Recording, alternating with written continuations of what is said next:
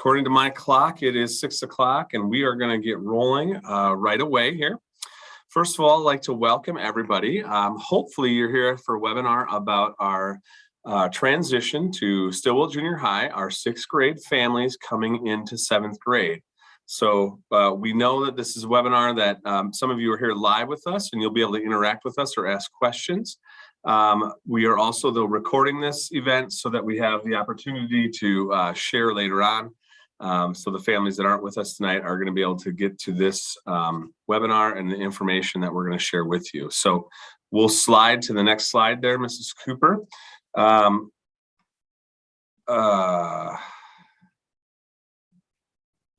Where did we go?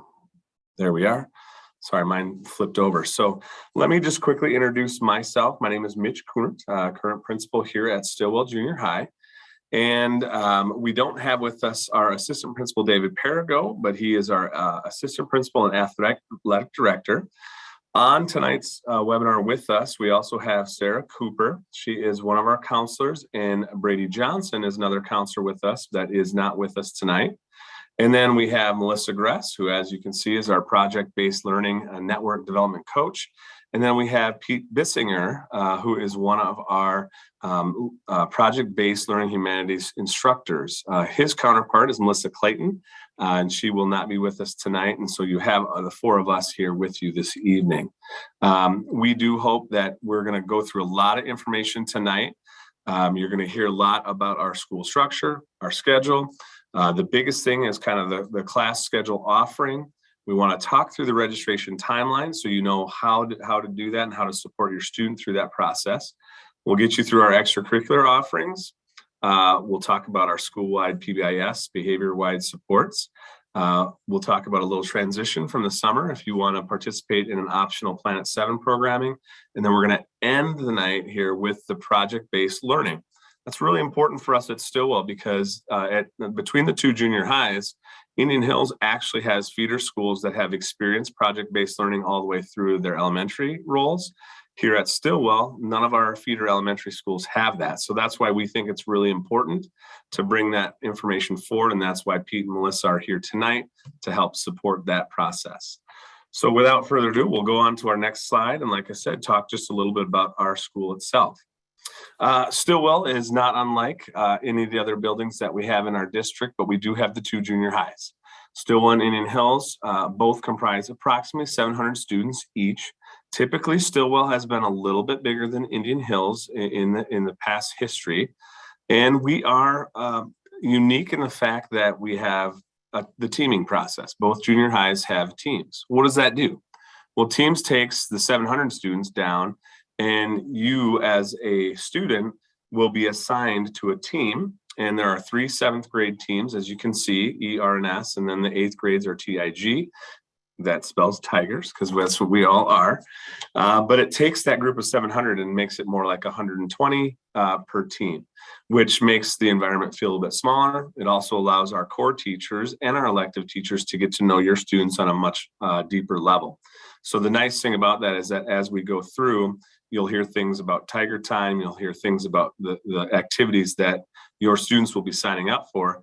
But they will all, if they're on the same team, they will share the same math, science, social studies, and language arts teachers. That's pretty important because those relationships develop then in kind of a smaller environment. We will talk through the different electives. PE is going to be a requirement for both 7th and 8th grade year. And then depending on how many classes you end up taking, there's opportunities to have potentially study halls throughout your day.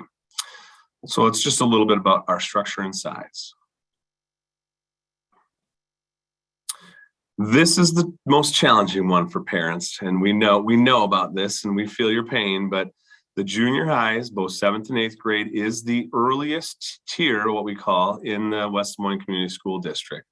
The tiers happen because we can't bus all of our students at one time. And so we do have to break it up between the junior highs, the high school, 9th through 12, and our elementary schools. Stilwell's schedule, we start at 7:35 in the morning, and then we end our day at 2:35. That's your typical Monday, Tuesday, Thursday, Friday schedule that you're looking at right here. We do still have the early out Wednesdays, and on early out Wednesdays, our students will still experience a 7-period day. It's just that those class sizes are just going to be, or class times are going to be a little bit shortened. Okay. Some unique things there is we will have passing time, so students will get more accustomed to traveling from course to course, class to class, and there is a 4 minutes to do that in between each time. Like I said, this can be somewhat challenging, and we're going to be talking about a program called After the Bell that Peter Bissinger is also in charge of, and he'll talk about that because we do have an area where students can stay after school until 4 o'clock. If families need to have students stay a little bit longer before they can pick up from work. So that is a great opportunity both for catching up on work and also for the schedules of our families. Some of the things I get asked a lot is like, what's the earliest time that students can come in? We really don't want our kids here much before the 7:35 bell. But if kids do arrive early, we do start serving a breakfast starting at about 7:10 in the morning. Students can come into our cafeteria, have breakfast in the morning before the 7:35 bell. So we do have options for breakfast, lunch at our building. So that's kind of the rundown of our daily schedule.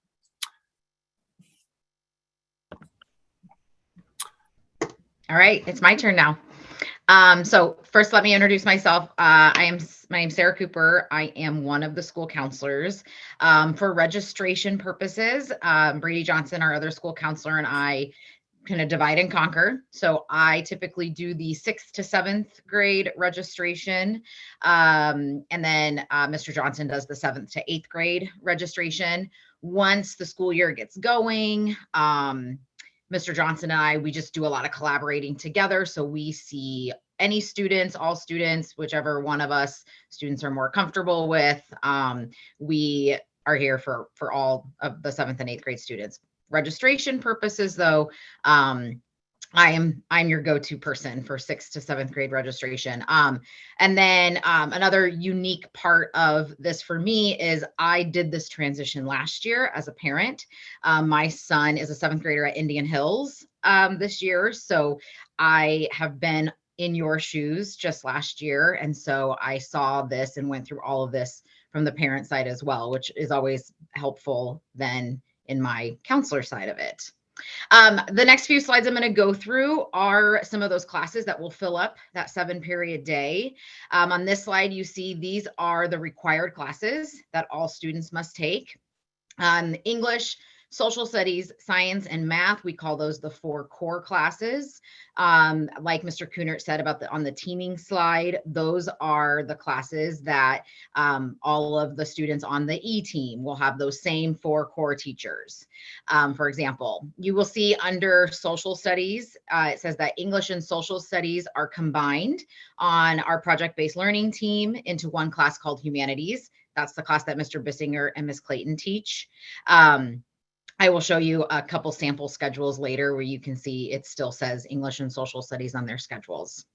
For math, we have 2 different tracks that our 7th graders can take next year for math. If you are a parent who has had a student go through Stilwell or Indian Hills in the past, this is a little different. We used to have 3 math options, 3 tracks. But this year we had a change in our program of studies for math. And so we have 7th grade math B is going to be the math class that most of our 7th graders take. Pre-algebra C is going to be the advanced track for math. That class is teacher recommendation. The 6th grade teachers are the ones who recommend students to go into pre-algebra C. Typically, this isn't a hard percent, but typically it's about 20% of our 6th graders go into pre-algebra C. That decision is driven by data. They have a lot of pieces of data that they collect in their 6th grade classes, a lot of assessments, district assessments that they take, their unit assessments. There is a pre-algebra readiness test that they will be taking here very, very soon. There are options. So at conferences, when you have conferences coming up, your 6th grade teacher should be having that conversation with you about what math course they are recommending for your child. If you have a student that gets recommended for 7th grade Math B and your student was really hoping to get recommended for Pre-Algebra C, there are some opportunities to retake that Pre-Algebra Readiness Assessment test. The 6th grade teachers give it one more time at the end of the year, typically for the students who want to try and get a little higher score to get that recommendation. And then it is also offered towards the beginning of August at our Learning Resource Center by Shane Scott. So those dates and all of that information, the 6th grade teachers have for you. The other classes on there, so we do have an exploratory block. Sometimes you'll hear us in our teacher talk call it our wheel. We offer 3 elective block classes that all of our 7th graders take, which I will talk about in another slide. Mr. Kunert talked about PE, which is an every other day class. And we do require a music elective for all of our 7th graders, which I will talk about in just a second as well. Or right now. Our music classes, we offer band, chorus, and orchestra. This class meets every other day. I will show you, like I said, I'll show you a couple sample schedules. We run an orange and black schedule. So your English, science, social studies, math, the wheel electives, the exploratory block, those classes meet every single day, no matter if it's an orange or black day. This music elective meets every other day. So the 3 options we have. So typically what, when I'm talking about this with parents or with students, we say, do you play an instrument? Yes, great. Do you play a band instrument or an orchestra instrument? If you do not play an instrument, then typically those students would take chorus. Okay. Again, my son doesn't play an instrument. He has been taking chorus. Can students take band or orchestra for the very first time at Stilwell? Yes, we're never going to tell a student you have maxed out the time that you could learn to play an instrument.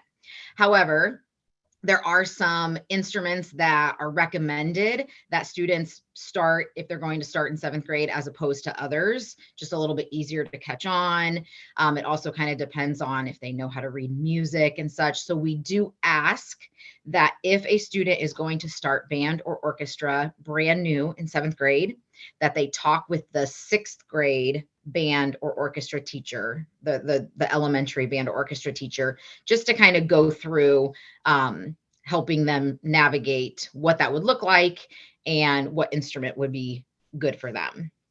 Can students take more than one? Absolutely. We have 3 open spots in your schedule. I will go through that as well. And so there's definitely room for students to take more than one. Can a student, I just said there's 3 open spots in their schedule. So could a student take all 3, band, chorus, and orchestra? Technically, yes. Schedule can get real tricky though, based off of when band is offered, when orchestra, because we do share some of those teachers with other buildings. So sometimes I think this year, the way that our main schedule shook out was chorus is usually divided by treble and bass chorus. So if you were I believe this year, you could not have been in bass, chorus, and band and orchestra. Those 3 offerings didn't work. And so it can get a little tricky. If that happens though, that's when you'll hear from me. I'll reach out. I won't just make that decision for a student. The exploratory wheel class that I talked about, in 7th grade, we offer 3, and in 8th grade, we offer 3. So the 3 in 7th grade that students take are art, communications, and health. And this was new last year, just having these 3. They end up being 12 weeks long to evenly divide up the school year. So even though we run on a semester schedule in terms of reporting out grades and such, this one class period of their day runs on 12-week courses. So for example, we just finished first semester mid-January, but our seventh graders and our seventh and eighth graders were still in their second wheel class, which doesn't end until this month. Like I said, all students take these. It is just one class period of their day. And then it's just random, the rotation in students start. So some students will start with art, some students will start with communications, and some students will start with health. We do have two other seventh grade electives that students could choose. We do offer Spanish. This one has been unique in that we do not have elementary Spanish anymore. So for a while we had that Spanish from 3rd through 6th grade. We do not have that now. Sorry, my desktop computer just said it was going to shut down. So I don't want that to happen. If it does, we will pivot. So we do offer Spanish. Spanish is an every other day class. One thing, and this is where things get really crazy as a 6th grade parent to think, I knew that was going to happen. Okay. We're all right. I will just do it from here. I was saying, do you want me to try to share?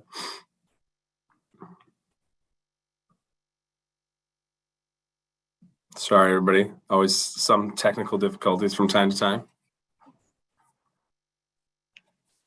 And Quick Sarah, recovery. Well you done. gotta unmute then, Sarah, too. There, am I good? Got it. Okay. Our desktop computer shut down at a certain time at night because typically we're not here. Okay, so like I was saying, so the crazy thing to think about as a 6th grade parent is when you're thinking of, should my child take Spanish, you need to think about really far in advance, because 8th grade Spanish is Spanish 1. It is their first year of high school credit world language. So then the question is, well, is my child going to want to take Spanish when they get to Valley Southwoods or Valley? Because there are other options for world language once they get to the high school level. They can take German, they can take French, they can take Mandarin Chinese, they can take Latin, and then, or not one at all. So one thing that is a little bit of a misconception about world languages at the high school level is that there is not a required number of years of world language to graduate from Valley High School. However, when you start looking at post-secondary education, there are many colleges and universities that might have, 2 years to get in, 3 years to get out, and all of that. So yes, there's like all of that forward thinking. Obviously, as a 6th grade parent and as a 6th grade student, you're not going to have all of that figured out. So basically, Spanish is there if a student has no desire to take Spanish in the future, then there's really no need to take Spanish as a 7th grader. But if a student's thinking, yeah, I might continue and take Spanish in high school, then 7th grade Spanish would be a really good class to take, especially since we have not had it at the elementary level. The second elective that we have is brand new. And to be honest, this one's a little tricky. When Mr. Cooner and I met the other day to go over this, we even still are trying to figure some things out ourselves about this computer science class. So it is going to be offered to both 7th and 8th graders. So you can see on there, we are giving priority to our 8th graders first in terms of demand, but we will have a lot of sections of this class at both Stilwell and Indian Hills. It is only a semester-long class, and it meets every other day. How that looks is some students will get into that class first semester. Some students will not get into that class until second semester. When a student is not in that computer science class, that part of their schedule would be just filled with like a study hall. So like I said, it's a new class for us. The link that was emailed and text to you last week from the district that has all that information. Has a link to the course listings and the course offerings, and you can read a little blurb about that computer science class. There's some other classes that are offered for some students in our school. These are our support classes at the elementary level. Students are receiving many supports, and those supports do not go away once students get up to the secondary level and travel and take those 7-period day schedules. We do have our ESOL program for our English language learners. We do have our gifted and talented program. We have math resource, reading resource. We have a class called Learning Lab, which I'll talk about in a second. And then we also support our students that have IEPs in special education. Learning Lab is probably the class that sounds the least familiar to people. It is not a class that is offered at the elementary level. Learning Lab is a class for students who really the most basic way to say it is they need that like parent at school. So it's a very small group. We try and keep it around 6 to 8 students. It meets every other day. The teacher here at Stilwell that teaches it her name is Carrie Lombardi. She really works with students on executive function skills, staying organized, prioritizing work, learning how to advocate for themselves if they need to like communicate with teachers, in terms of like retaking assessments or completing things or asking questions. I know when I say this, when I talk about this class, everyone wants their child in Learning Lab. Everybody's like, yeah, I don't know how my child's going to keep themselves organized, going from class to class and all of that. It is a class that is driven by data. There are some indicators that for students to be recommended for that class. And so again, that is something that your 6th grade teachers will talk to you about at conferences. If they are recommending your child for math resource or reading resource or Learning Lab, that will get talked about in your conferences. All right, this course request form, some of you may have it right in front of you. It is purple. It's a purple packet. I just delivered them to the elementaries on Monday. So I'm assuming that many of you probably got them sent home. I did tell them that lots of parents like to have it in front of them when they come to this meeting. So this is just that very first page. This is what you could sit down and go through with your child before I go and meet with them in their classroom to get them registered. I have those dates on a slide here in just a minute. This is where we want to know what of those 3 electives they want to take. So like I said, they have room in their schedule for 3 choices. The rest of their schedule is filled with all of those required courses. We would like to have them rank them. So if you see down here, down at the bottom where it says number 1, most important, number 2 is your second choice, number 3 is least important. That is because if, for example, a student says, I want to take band as my number 1 because I play the trumpet and I love playing the trumpet. I want to take Spanish as my number 2. And then my number 3, I would also like to take chorus. Okay. Then if their 6th grade teacher were to recommend them for one of those support classes, let's say that student gets recommended for math resource, then what we do is we bump out that lowest elective choice. So that number 3. So in that example, that student would get band and Spanish, but that student would not get chorus because they would be placed in math resource based off the teacher recommendations. We do have study hall. We do have study halls that are good. Study halls are great for students to have in their schedule. We obviously do not want students sitting in 3 study halls because that means they would have 1 every other day, and then they would have 2 on the opposite day. It's a lot of open time for students to sit, not receiving instruction. So that is one of the reasons why we do ask that students take a music elective, and then also just the exposure to those music classes. So a student could, so for example, my son, he knew he had to take a music. So his number one, he put chorus. And then he chose to not take Spanish or any of the other electives. Computer science wasn't offered last year. So his choices were chorus, study hall.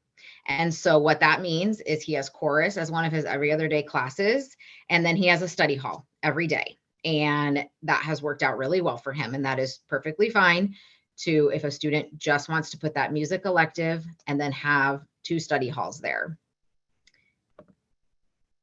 If you would like, so what I would recommend is that you go through with your child and fill this form out. There's another little part at the bottom for project-based learning that will get talked about later.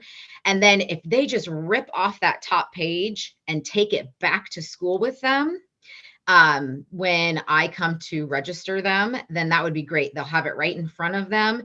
What they're going to do with me is get on a Canvas class, and it will all be digital. They'll fill out a Google form where they can just go through and they can look at that front page and say, okay, I'm taking this for my number 1, this for my number 2, this for my number 3, submit. So it makes it really easy on that day that I go in and register them if they have this page with them.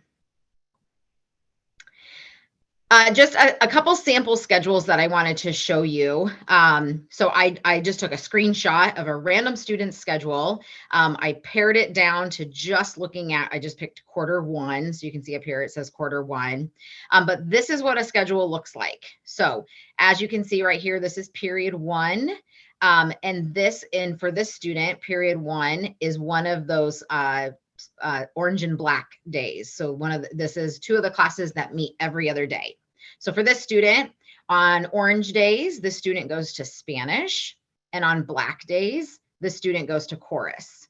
And those days just alternate every other day. So I have a sign in my office that I can see right now that it is an orange day. So today, the student would have gone to Spanish. Tomorrow, when the student comes to school, it will be a black day, and they will go to chorus. So it just goes every other.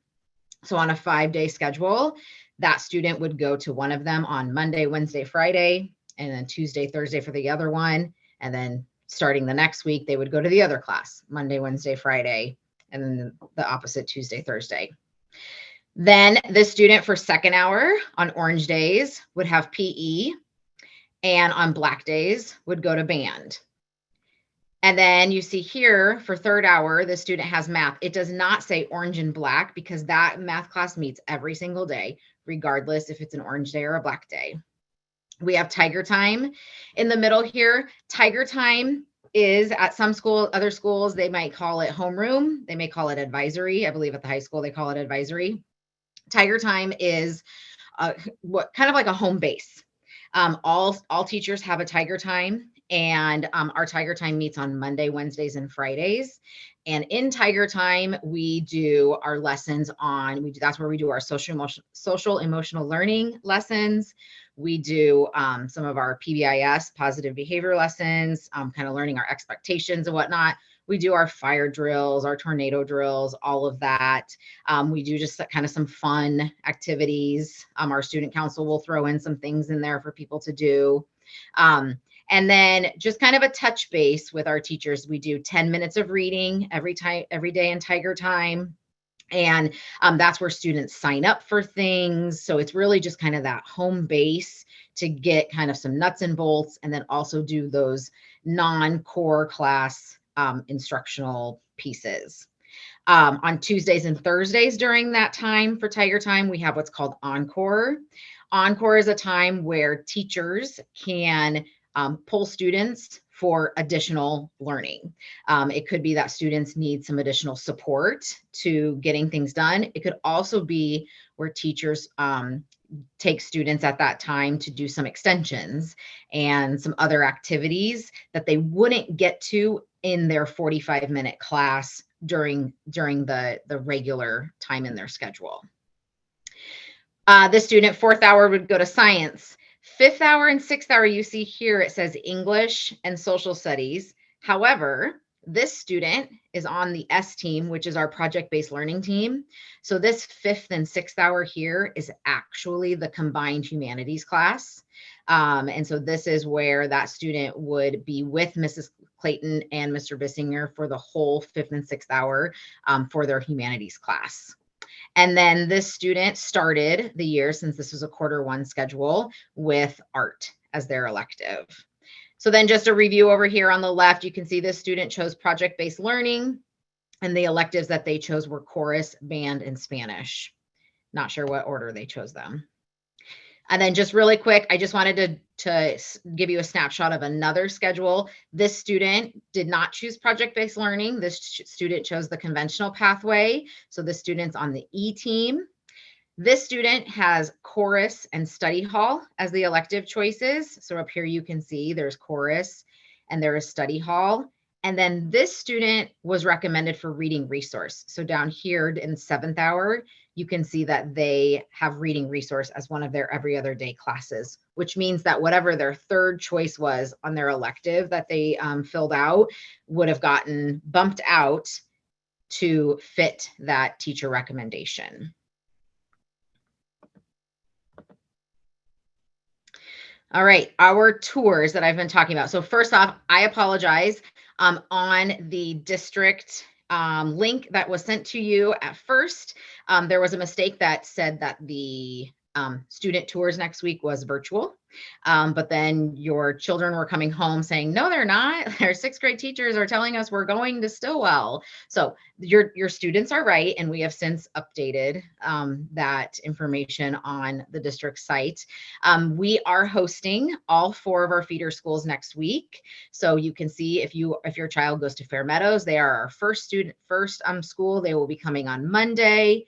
Hillside is coming on Tuesday. Jordan Creek is coming on Thursday, and Western Hills is coming on Friday. When they come for their tours, they will get a little welcome from us. They'll get a quick, brief little walk through the building. Mr. Bissinger, Ms. Clayton, and some of our project-based learning students are going to give a little presentation about what project-based learning is, since, like Mr. Kunert said, we do not have any feeder schools that are doing project-based learning. So that will be good for them to get some information from the teachers and from some current students. And then we're going to have your children go and sit in one of our Tiger Times, some of our 7th grade Tiger Times, and get and learn about all things Stilwell from our current 7th graders. They'll go over all the things that kids want to know about Stilwell. So after that tour, your child should be ready to kind of say, okay, here's the electives I want to take. And yes, I want to do project-based learning, or no, I don't. So you have a little bit of time to have that conversation. And then you can see by looking at whatever school your child attends, the register dates are when I'm going to be visiting their classrooms and getting them registered for the classes that they want to take for those electives, and if they want to do project-based learning or not. The dates for register are a little kind of scattered and all over the place, because I had the 6th grade teachers let me know what dates worked best for them based off their schedules to have me come in for a 30-minute block to get registered. Oh, Mr. Bissinger, I think they're probably ready to hear from somebody else. So if you want to talk about after the bell, since you are the expert on that. Yep, I'd be happy to. So after the bell started, probably 12 or 13 years ago at Stilwell, and it started with some kind of focus groups with students who are struggling at school, and maybe what could be done to help support them even beyond the school day. And honestly, and it's not listed on this slide, but one of the appealing factors to many kids was food. So you don't see it on this slide, but there are snacks at After the Bell. There are free snacks that they get through the cafeteria, but also some a la carte items they can buy. I always like to mention that because sometimes parents will see those lunch accounts dwindle quickly, and always have those talks with your kids about what your expectations are if for a la carte items, whether it's breakfast, lunch, or After the Bell. It is essentially an after-school study hall. And Mr. Kunert mentioned it as a possibility for families who have, transportation issues as early as we get out of school, and that does work great. But I think some kids then think, oh, this is like Kids West, which is a service that is usually paid for, and has a much more social component to it. After the Bell really is an after-school study hall. Now, all kids are welcome as long as they understand we need to make sure the environment is conducive to studying, people being quiet and so forth. One of the things I really have appreciated about my now 30 years at Stilwell is the culture of reading that our building has. And so even if you want your kid to go to After the Bell and they're saying, Mom, Dad, I'm getting all my homework done, why should I go there? That's a great opportunity to read their free reading books. Our English teachers will have expectations for free reading, and that's a great time to take care of that. So it's Monday through Thursday. It says on the last bullet, 2:45 till 4 o'clock. On Wednesdays with early dismissal, it's 2 o'clock till 4 o'clock. Now on Wednesdays, I participate in our after-school meetings, and so we have one of our classroom associates for the past several years. It's been Rachel Cunningham supervising in Wednesdays. This all takes place in our cafeteria. Sometimes we have to move locations based on show choir or play and things like that, and the kids will end up in the media center, but they're right across the hall from each other, so it's pretty easy to figure out. Now, at registration, you might see a place where you can sign your child up for After the Bell. Great. You didn't sign them up for After the Bell and they have some extra homework they want to stay after school to do. Great, they can come. It's not a club. It's not something you have to be registered for. The registration is just mostly to give an idea of how many kids might we be expecting to start the year.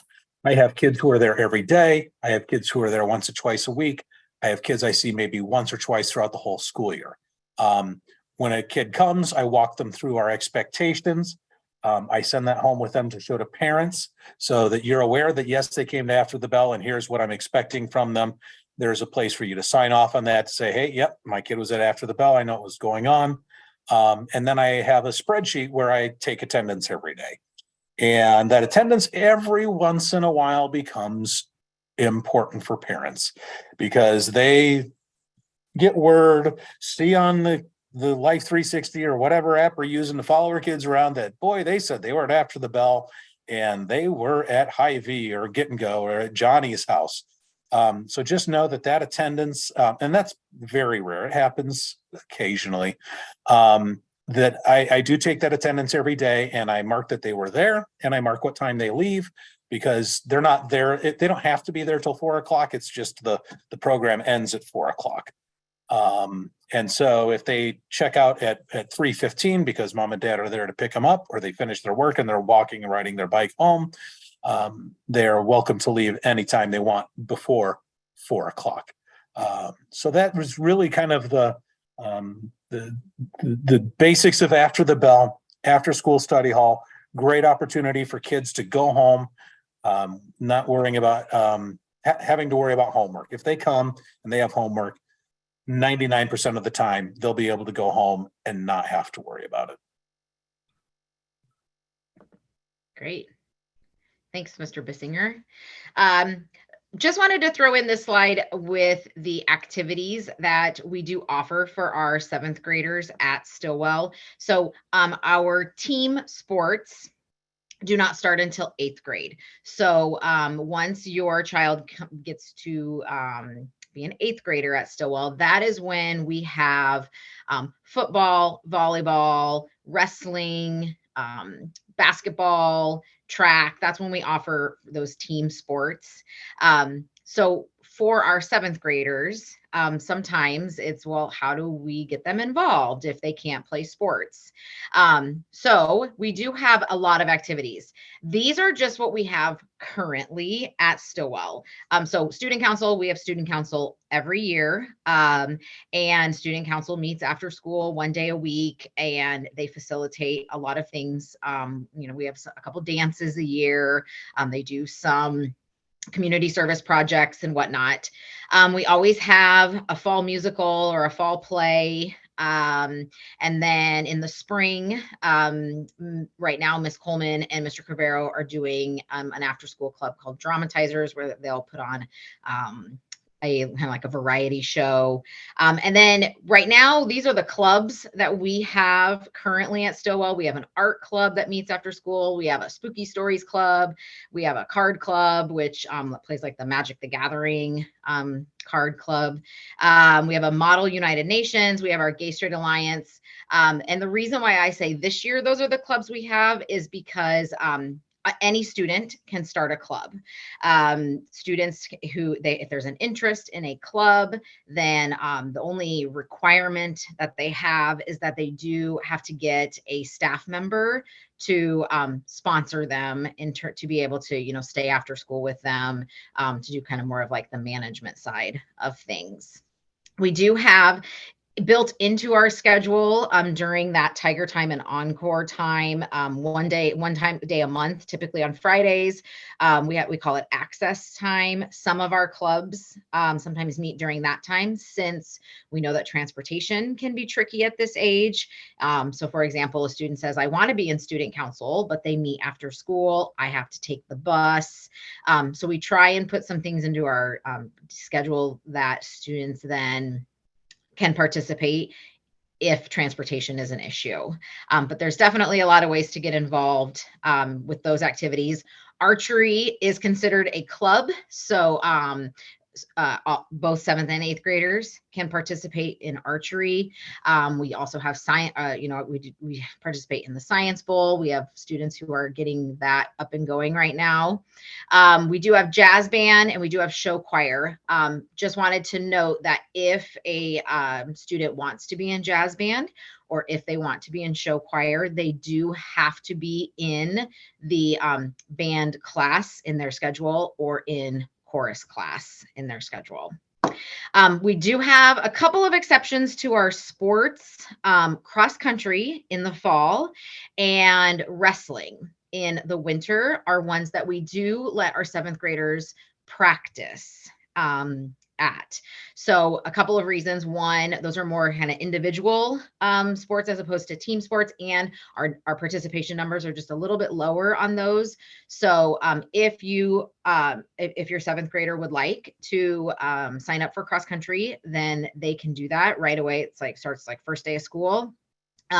They, I believe, only get to participate in like one home meet. So they would be doing the practices, but really only being able to participate in like one of the home meets. Same thing with wrestling. They can go to all the practices, but in terms of participating in the competitive meets, I believe for our 7th graders, they got to do maybe one home meet. Those, if they were to do those, would require that sports physical that all of our athletes have to have turned in and uploaded online. We do offer, so just very quickly to talk about, in terms of how we do our rules at Stilwell and at the secondary level, we use positive behavior intervention and supports, which you hear often shortened up to PBIS, that all of our elementary schools do. So at the elementary level, you probably see maybe in the laundry from your children's pockets, little orange tickets, tiger tickets, tiger paws. They have a couple different names. We do all that electronic at the secondary level. So we go through the website PBIS Rewards. Teachers can give points. All staff members can give points. It's very helpful for like Mr. Cooner and I when we're in the lunchroom, that we can give out points. And then, as you can see in that picture right there, we do have a school store where we sell well, really what kids care about are hot Cheetos, bubble gum. We do have some of those like Valley gear up there for people who are savers, and not spenders. We offer, the little charms for Crocs. So all of those things, we try and really gear it towards what junior high kids would want to spend their money on. It is very, very popular. We open that store Tuesdays and Thursdays at lunch. Teachers also have their own stores that they will sell things. Some teachers will, sell, it could be in terms of like things that are, in the classroom, like sitting in a certain spot or like doing something, some special task, or they might have things to purchase for their stores. But you can see a lot of most schools, they have, those 3 or 4 basic expectations. A lot of them are basically the same. Ours are our 3 R's. We have be respectful, be responsible, and be resilient. The students then during those Tiger Time lessons, especially at the beginning of the year, they learn what those mean in terms of in all the different environments at Stilwell. So in the hallways, what does it mean to be respectful? In the classrooms, what are those expectations? And we always do what we call booster lessons throughout the year. On Mondays right now, we have our booster PBIS lessons. So for example, the one we have coming up this Monday is a little booster lesson on what resilient means and what being resilient and what resiliency is. Kind of an important space for that too. So I just want you to know, like when our 7th grade students come in for the first time, we do spend a lot of time in Tiger Time. We do spend a lot of time coaching them through all the aspects of the junior high. So that anxiety that every 6th grader tends to have as they move to a new building, we really spend a lot of time in Tiger Time early in the year, setting the groundwork so they know how to just even work the lunch line, how to open their lockers. We go through a lot of things and we just kind of walk them through in those first few days. So nothing to be nervous about. We just hope that they come in excited and ready to learn. All right, I think this is my last slide before I pass it on to the project-based learning folks. But I just wanted to put a plug in here about Planet 7. So Planet 7 is offered in the summer. There are, I believe there's usually 4 weeks that it is offered in the summer. It is not through West Des Moines schools. It is through West Des Moines Parks and Rec. So we don't have anything to do with the registering for Planet 7 or anything like that. But if you look at the orange at the bottom, it does open up. I reached out to them and asked, it does open up on March 21st. If you want to mark that in your calendars, it does have an 8 a.m. registration. There's always like a rumor that they fill up super fast. I don't know if that's necessarily true or not. But it is a week where students, they sign up separately. So if you're going to Stilwell, you will sign up for the Stilwell Planet 7, and then only students going to Stilwell would be at that Planet 7. They kind of learn about what life is like in 7th grade. They do some activities. They learn about their personalities and what color their personality is. They do take a field trip every single day. So I just put on there the ones that are listed that they will be going to this year, which are the same ones that they went to last year. They do go to Worlds of Fun on the last day. It's Monday through Thursday. They do go to Worlds of Fun on that last day, so they get home a little bit later on that Thursday. I will be transparent that it is a little costly. And so I don't remember the exact cost for it, but I do know it's in like the 3-digit range. I do know that I believe that there is some financial assistance for those families who would need that. But again, you can find all of that on the West Des Moines Parks and Rec page. Just nice for kids to get to know some other students that aren't just at their elementary school, can get in the building. Last year, the Stilwell students couldn't come to Stilwell for Planet 7 because we were under construction. But it is a nice opportunity that I just wanted to pass on. I think what we'll do now, so we do have our project-based learning experts here that are going to talk. I would encourage everyone to stick around to listen to the information about project-based learning. If you already know that your child is not going to be participating in project-based learning, then you would not necessarily need to stay on. I will be monitoring the chat if there's questions. Otherwise, when Pete and Melissa are done presenting, if you have a question that you would rather ask and towards the end, then we will stay on. And so I will try and monitor that chat box while other people are presenting. So whenever you two are ready. All right. So project-based learning came to Stilwell about 8 years ago, and it came in the guise of an organization called the New Tech Network, who kind of partnered with many of the West Des Moines schools and got us up and trained on how to best implement project-based learning. And now for the last 3 or 4 years, Melissa Gress, and Justin Miller have kind of taken over that role of leadership for project-based learning. I've been involved with it from the beginning, and Ms. Clayton and I, Melissa Clayton, who can't be here tonight, we have been co-teaching for 8 years. And it's, I've taught at Stilwell for 30 years. I've taught 7th grade social studies exclusively for 29 of those years. But I tell you, it really felt like I had a major career change when I started it. It's like doing a whole different job, and it's wonderful. It was a nice refresh for my career, and I've really appreciated the opportunity it's given our students. So, Sarah, can I just ask you to advance to the next slide? I should go beep like the old film strips. The big, there's so many things that go into project-based learning that makes it unique. And in this first bullet, you see the word inquiry. You see learner interest, creativity, and innovation. We use the words voice and choice a lot to describe those things. We've had kids make artwork, produce videos, produce audio commercials, produce like skits or one-act plays. I feel like project-based learning has allowed me to unleash my students' creativity that maybe I was afraid to in my old and the old version of me, because I didn't have creativity in those areas. But project-based learning gives a framework, and especially when they're collaborating with their groups. And collaboration is a huge part of project-based learning. They're always working in groups.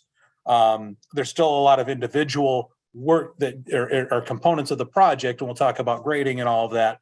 But that group component sometimes helps boost kids' confidence in ways that have really blown me away. And so it's been really fun to see students learn in ways that I didn't necessarily have the skills to teach, but project-based learning, it doesn't matter that I don't have those skills to teach. In some schools, they call the teachers facilitators instead of teachers. I still feel like a teacher. I like that title. But it really gives you an understanding of how that voice and choice works. So while they are always collaborating in small groups, a lot of the work that they do in their projects might be individual research or individual writing, or something all 7th grade social studies teachers do, DBQs, document-based questions that are completely individual, that kind of help provide students with background knowledge or background skills that will then become important later in the project. That second bullet that says learners access the same content standards as non-PBL counterparts. We all address and grade upon and assess upon the same priority standards. In many cases, whether it's our DBQs or even the project outcomes that we're working towards, are very similar to what they're doing in 7th grade social studies or 7th grade English. And we are teaching all the exact same standards. It's just in project-based learning, Ms. Clayton and I and our counterparts at Indian Hills have worked to create projects that embed those standards from both classes into the project and the products that they're producing in those projects. It says also application to authentic real world projects and problems. So a couple of projects we've worked on so far.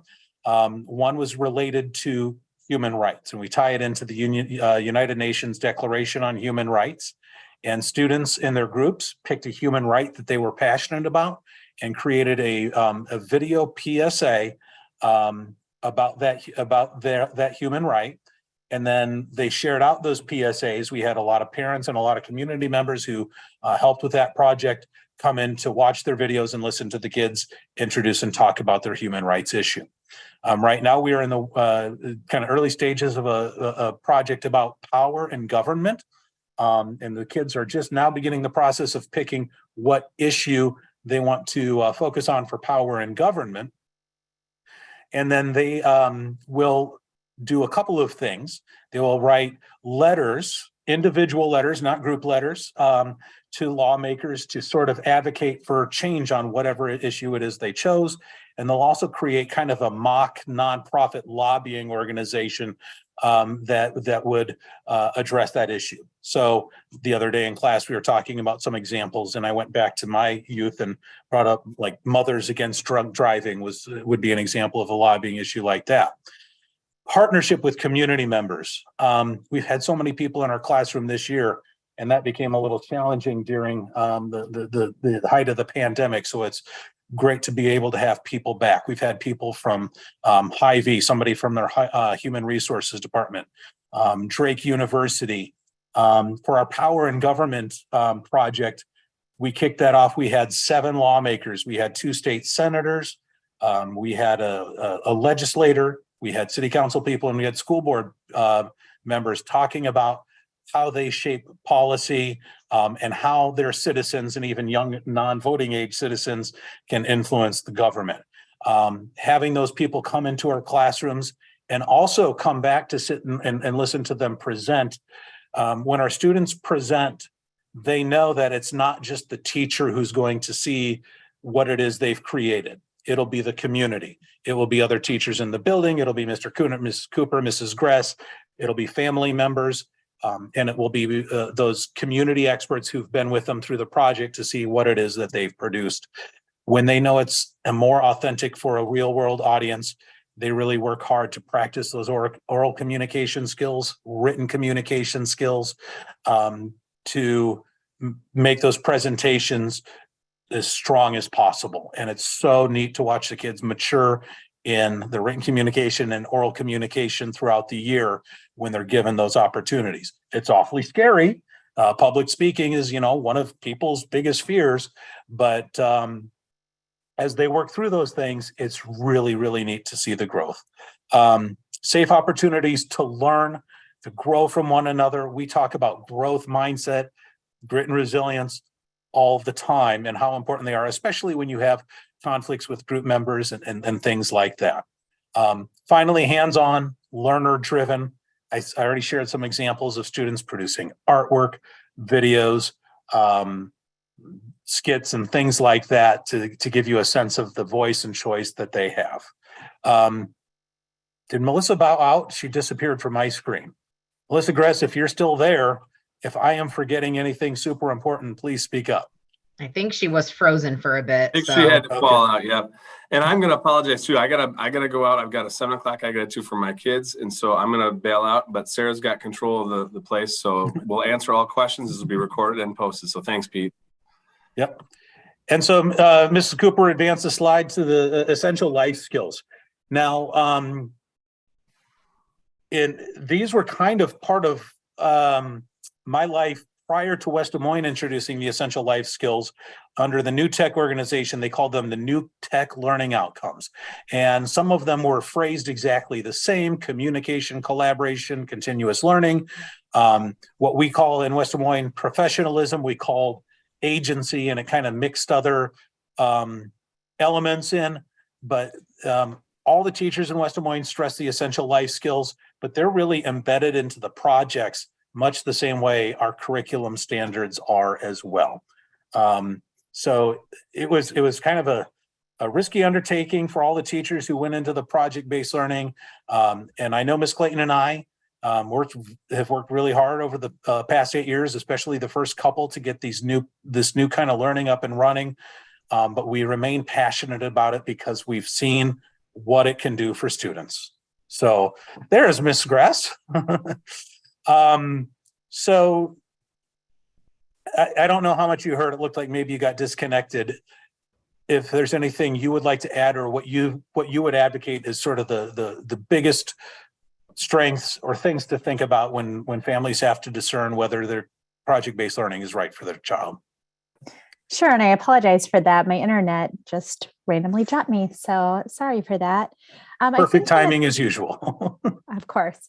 So I think one of the biggest things about project-based learning is that our learners are constantly curious as to why are we learning these things, right? And I think that in project-based learning, like that's one of the biggest things that we really help elevate for our learners is the why behind what it is that we're invited to learn through the content standards, as well as through these essential life skills. And so Pete, Melissa, the other project-based learning facilitators all work diligently to ensure their learners are contextualizing the content in ways that it truly is becoming deep learning, and they're applying that learning in ways that impact the school community, the community here in West Des Moines and Clive and Urbandale and Windsor Heights.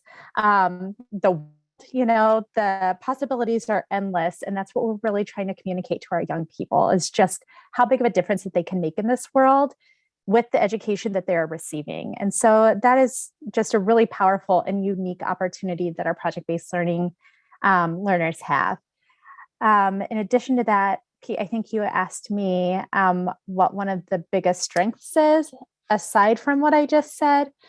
I think that's really the biggest strength.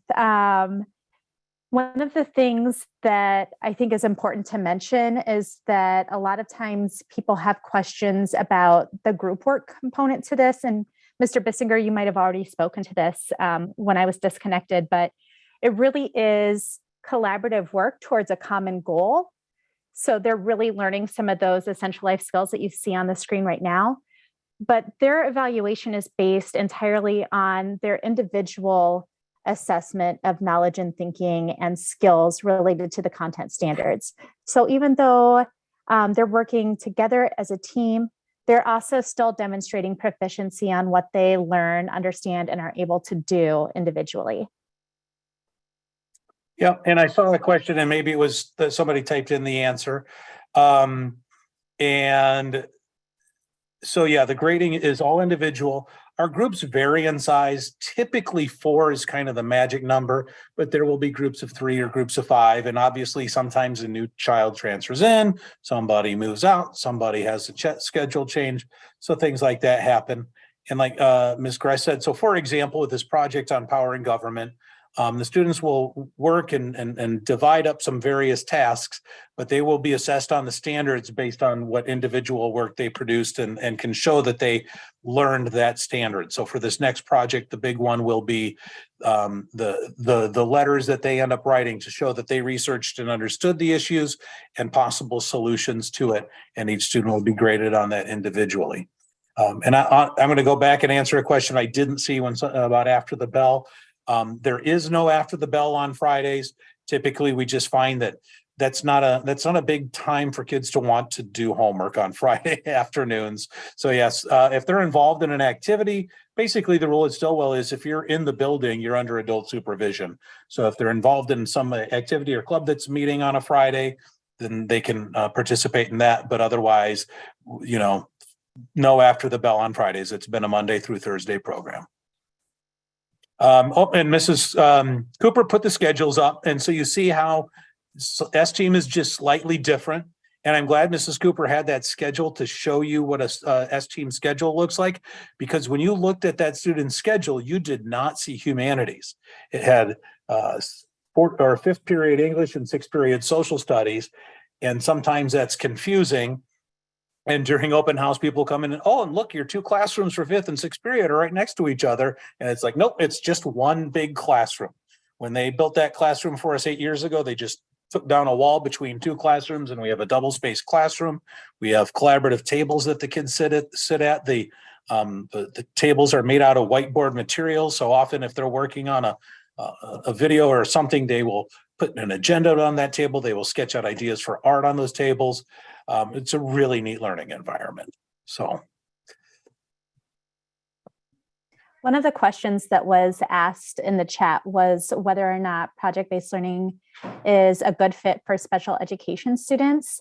And I think probably the best way to answer that is project-based learning is great for all students. So we have students who are special education students. We have students who are ESOL students. We have students who are talented and gifted students. We have students with all sorts of strengths and abilities that come into our learning environments. And what's so beautiful about that is that we create a safe and nurturing environment that meets all of our students where they're at.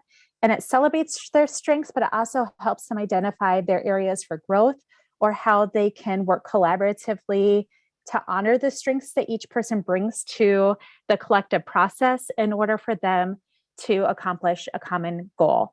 And so the way that we do that is through a lot of explicit instruction on some of those skills and dispositions for high quality collaborative work, but also through the structures that are used in order to foster high quality collaboration. So when teams are working together, we're not just throwing them a task and then inviting them to figure it out as a team. Rather, there is a very clear-cut process in which it invites each learner to equitably contribute to the collective synergy of the team. So we invite every learner to consider project-based learning, whether it be the person who loves teamwork or the person who just really needs to learn how to work collaboratively.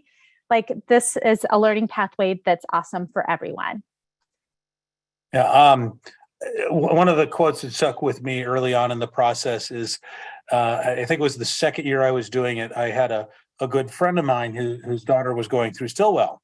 And he had signed her up, came to the meetings, heard everything you guys heard, and signed his daughter up for project-based learning. And he sent me a text, and, there are ups and downs, and the teachers, we feel those ups and downs, and the same as the students. And the big ups are when you've done that project and you've presented in front of people and you were nervous. It's such a good feeling of accomplishment at the end of it. So my friend texted me and said, "Hey, Elise is in project-based learning. I'm looking forward to you teaching her next year." I, just reminded him, well, like we talked about, it's a roller coaster. And his reply is like, "You mean like life?" in many ways, it prepares kids for the ups and downs that they'll experience in life, working with people they work with easily, working with people they might be challenged working with, getting used to speaking in front of the public and things like that, all really build up some tremendous life skills. It can be a little bit more stressful for parents from time to time because the kids will come home and talk to you about conflicts and things like that. And always, as you would with any sort of school and situation, feel free to reach out to us, your teachers, to let us know, because sometimes we're aware of things that are happening, and and sometimes occasionally we are not. And if you hear something at home that's alarming, obviously we want to make sure we are helping kids through this learning process, which can be a little bit different. There's a lot of really good questions in the chat. So I just thought, so one question asked if there's a grace period to decide to go from traditional schedule to PBL if they would like it better. Unfortunately, we don't have a grace period. We have to, really solidify our schedules and know in terms of sections, number of sections that we need, and all of that, and evening out our team. So we do ask, so if a student chooses to do project-based learning, or if they choose to do the conventional pathway, that is their choice for all of 7th grade. And then when they go to 8th grade, they can change. So sometimes we have students who did the conventional teams for 7th grade and then switched to project-based learning in 8th grade, and then obviously vice versa. There was a question about, is there a limited availability of project-based learning? On this slide that is up here right now, I'm just going to so the bottom of that purple packet, the very first page, there is this box. That is where your child will mark yes. if they want to do it. No, if they don't. We do have that third option of I don't have a preference. Some students are like, you know what, I see the pros of both, and I really do, it doesn't matter. So that just allows us a little bit of flexibility. We do try and keep our teams even. So like one of those very first slides in the presentation that Mr. Kunert said, we have about 120 students on a team. We do try and keep our project-based learning team around that. We really have not had, it typically just works. It's really just worked that we have right about a third of our students choose project-based learning, and the other 2/3 choose the conventional. So we haven't really had to do any sort of like a lottery of some sort or anything like that. Mr. Bissinger, there's a couple questions. I don't know if you've seen them that I think you would be able to answer. I'm looking forward to answering a couple of these because I get to share some of my favorite stories. So one of them says, what is the most rewarding thing you've seen in your years students who completed the PBL program? I want to share a couple really quick. I'll try to make it as quick as possible. So one was the very first year of the program, and we had a student who was not coming to school. And so they get marked absent on Infinite Campus. Parents get the notification, and kid did not play hooky at home. So I think for 2 days or a day and a half was kind of hiding out at Fair Meadows Park. And in talking with our principal, the young man kind of admitted that he was afraid to go to school because he didn't have his homework done. He wasn't afraid of facing angry teachers. He was afraid of letting down his group mates. And I think that he had just, had a pattern in elementary school where he had gotten used to just telling teachers, oh, I didn't get it done. And so he'd become kind of immune to that pressure. But then telling his group mates he wasn't getting his work done was something that was really hard for him, so much so that he skipped school. By the end of the year, our last project that year were these little one-act plays. He was the lead in a play about the Reformation that his group put together. He played Martin Luther in their story of the Reformation, and he memorized lines, and he was a great actor. And I'm getting goosebumps as I recall that story. Another one, parents asked about special ed kids. We had a student in our program who in her IEP had said because of this incredible anxiety with public speaking that she didn't have to do public speaking. It's kind of hard to integrate her into the groups because then that was usually the part of each project involves some sort of public speaking component, and she wasn't able to participate in that. By the end of the year, her mom was pretty adamant that, hey, this is in your IEP. You don't have to do it. She sat down with her mom and said, no, Mom, I need to do it to support my group. And she overcame that anxiety. Now, that's not to say, earlier this year, after one of our young students gave their first public speech, the emotion was so overwhelming to her that she was crying. I've been there. That's happened to me. But you have those varying levels of success, and I hope this young lady, as she does it more and more, gets more and more confidence in doing it. Those are two of my my favorites. And then there was one other question. I don't see it there anymore. Let's see here. It was about grouping and how we put together groups. And that's a very good question. So Ms. Clayton and I have never had students form their own groups. It reminds me a little bit of the old playground, captains pick sides, kids feel left out. And we will put together groups based on all sorts of different criteria, trying to balance out personalities. Sometimes we know about existing conflicts from projects they did in other classes.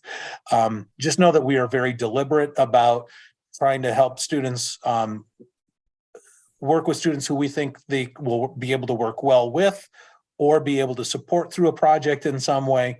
And that, like I said, we are always there to help them work through any conflicts or problems they have. Ms. Clayton, my co-teacher, she could have a second job as a conflict manager. I've seen her work wonders with kids who experience those difficulties. Obviously, we all do, but she really excels at it. So I hope that answers that question. Great. I know that we are past our time that we said it was from 6 to 7, but thanks to those of you who stayed on. If you have other questions that you would like to ask, you can either put them in the chat. I will stop the recording in case people don't want to ask a question on the recording. However, you also can just reach out to me. My contact information is on that link that the district sent out to you. My phone number is on there. My email address is on there. I have already heard from many sixth grade families. I joke that this is the time of year when I'm kind of working with 3 grades. I'm working with our current 7th and 8th graders, but I also definitely am working with a lot of 6th grade families. So I am happy to hear from anybody. Just really quick, it's just to do project-based learning. I'm looking in the chat. It is 1 year. So for all of 7th grade, and then when your child goes to register for 8th grade, they can choose if they want to do it for 8th grade. Once they get to the high school, it's not necessarily, since they don't team in the high school, it's not I'm doing project-based learning, I'm not doing project-based learning. So there are some courses that are offered that are more project-based learning, and others that are not. But since we do our teaming here at the junior high level, that's kind of how we structured it, how it worked for us.